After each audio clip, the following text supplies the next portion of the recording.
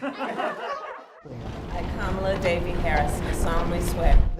She is this groundbreaking choice in that she's a woman, but also a woman of color, which had never been selected for the vice presidency.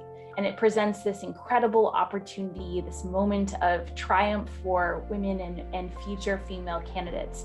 But it's also an incredibly perilous one because the country is facing so many significant crises. With the issue of COVID, it has been a disaster that is still going. Racism is real in America, and it has always been.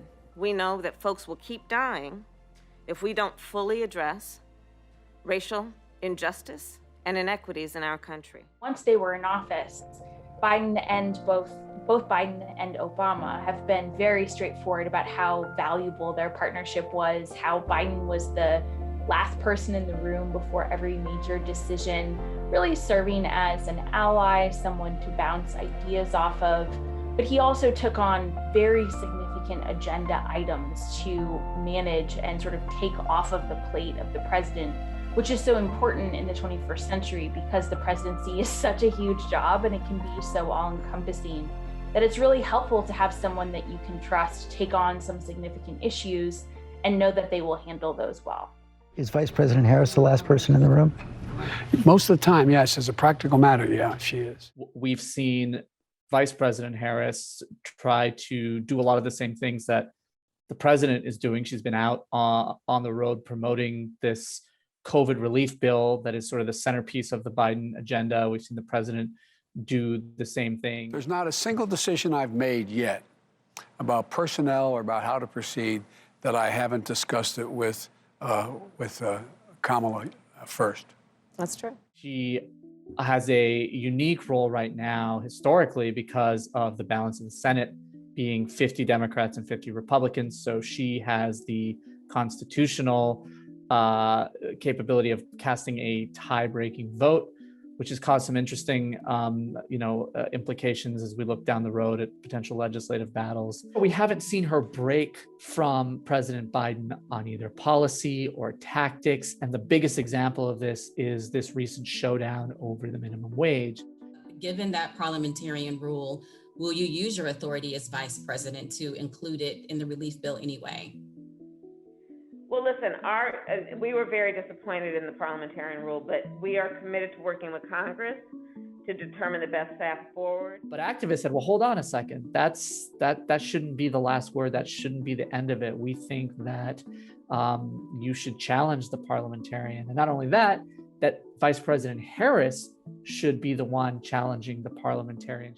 The Senate being equally divided, the vice president votes in the affirmative. We haven't seen her break from the president in any real substantive way. And in that sense, yes, it has been a traditional vice presidency. The president and this administration is focused singularly on producing results as opposed to grand gestures. When you look at the history of vice presidents, you see them get these kind of unofficial portfolios or assignments, whether it's foreign policy, whether it's working on a domestic initiative. And so I think a lot of people wondered, well, what is her kind of unofficial portfolio going to be? I've asked her, the VP today, because she's the most qualified person to do it, to lead our efforts with Mexico and the Northern Triangle.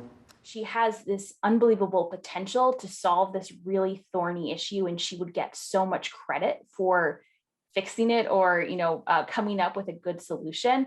But because it is such a thorny issue, the potential for failure is much higher as well. So it's this phenomenon that women and people of color are often given opportunities in moments of crises, which is great that they have those opportunities, but a concern perhaps that we're setting them up to fail because we're not handing them sort of a normal situation.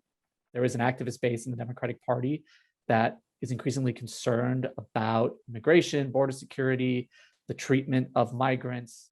Today a young boy from Guatemala just looked at me and I said, well, what is it that you want me to know? What do you want the president to know? And he said that I'm a human being.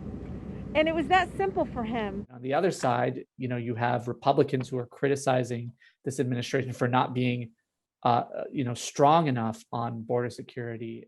I like Joe Biden, but I'm in the 43%. He's been a disaster on foreign policy. The border is in chaos. There could be criticism coming from all different sides. So it's a very, very politically challenging situation. Are you concerned at all about the political risks that come with accepting this responsibility? No. She is seen widely in the Democratic Party as somebody who might run again someday, and is seen widely as a potential successor to President Biden, or at least a future presidential nominee down the road.